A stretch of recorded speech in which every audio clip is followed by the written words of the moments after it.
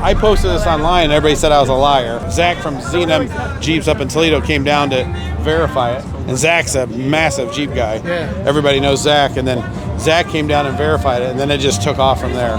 But you need somebody in the Jeep field that says, hey, this is the real deal. Yeah.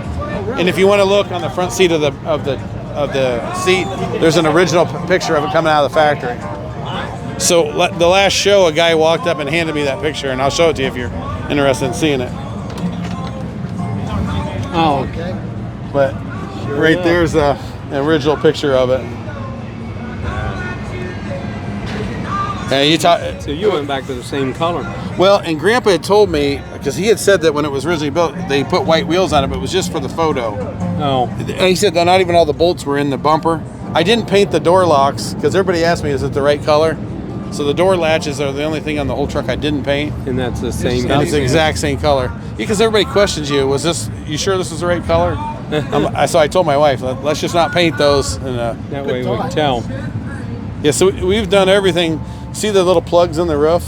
Yeah. Because it's a Cherokee Chief cab, so that's where the luggage rack would have gone. Oh. Huh. And this seam is where they cut the Chief and then added the back of the J. Added what, a foot? I mean, truthfully, Grandpa had a great idea. Use the tooling that you already have and build this, and then maybe Jeep will pick it up. And then, and they said no. They thought Ford had the market cornered with extended cabs. So instead of building that, they said crush it. And thank God he said no. Yeah, because Ford built their first extended cab in 75. Oh, is that when it was? Because this is 77. 75, I see that. Yeah. It blew the transmission at 65,000 miles, and then it just got parked. What tranny's in it? 350. Oh, yeah? Yeah. But that's my son in the picture, my wife in the cab, and my daughter in the background. Huh. So, and my wife, when she was a little girl, circled. That's my uncle or Grandpa Pete right there, with all his coworkers. And it really does help when you run the fabrication department. It makes it a little easier to hide the Jeep when you're in charge. Yeah. Okay, I'm going to take the mic for a minute because I just threw you right into the middle. You were telling a great story, and I said, hey, I don't want to miss that. So, time for introductions mid-video, right? Okay. Yeah, sorry, I don't mean to interrupt you guys. No, you're fine. My name's Liam. I'm wearing the wrong hat for Gone Jeepin'. Okay. So, I hang out with Rick Payway and all the other cool guys, and I'm just the only one that's not cool. Right. And you are who? Mike Smith from Findlay, Ohio. And Mike, you were just saying that this Jeep is what exactly? One of a kind. It was a prototype that my grandpa built that was due to be crushed, but because Grandpa didn't want to crush his creation, it was able to hide it for about 4 years and then be able to buy it for $1. There's a couple of those Jeeps out there, and they are really, really, really hard to find. That is so cool. And your grandpa, I assume, worked at AMC? No, the Jeep plant, Toledo, Ohio. Oh, he was in Toledo. Yes. Yeah, this is where it was built. Okay, so was he, in the engineering team then? Research and development. He ran the research and development. There's a picture of him right there with the team. So, I mean, for him, when you're in charge, and if you knew the old Jeep building, there were so many cubby holes, and so the story was told he'd put it in a back room and then put files in front of it and hide it. From what I understand from other guys that have told us, they used to use it for lunch. It's just as somebody higher than my grandpa came in, they'd hide it. It's kind of a neat story, but I love those stories down in Toledo and the guys working on stuff, especially the R&D department. Yeah, absolutely. There's definitely a couple of gems out there, just stories of guys doing the wildest things. Sure. Okay, so what are the top 5 things that make this a Jeep that never was? The extension on the cab and it's actually a Cherokee Chief cab.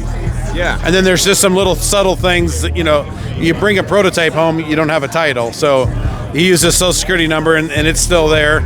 The word special is written on the front of the frame.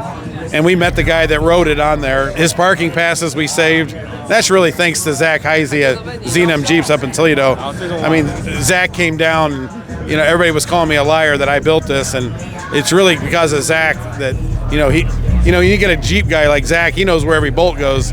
But when he verified it changed the game for me. So. Oh, absolutely. Yeah. And I just brag about Zach a little bit. that guy had everything. There were things I was learning as I was going through, and to Zach, it was like second-hand knowledge. I just knew I wanted everything exact, and I mean even down to the emissions. And I found out there was a sight glass on an AC line, and then it was like no longer could I put any old line on. It had to be that one, and the headliner was difficult.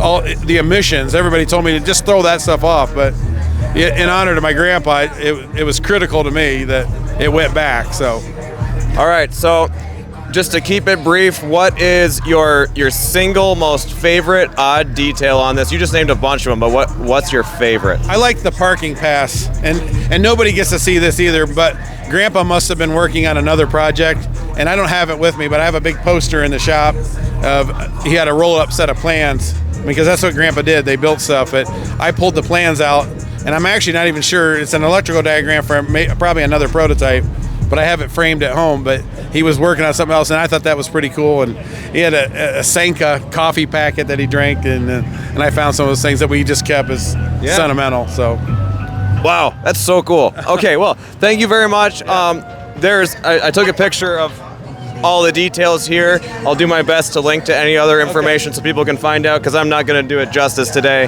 Sure. Yeah, thank you so much. Oh, yeah, no problem. And guys, go on Jeepin', like, share, subscribe. I'm glad you tuned in for this one. This is really cool. All right.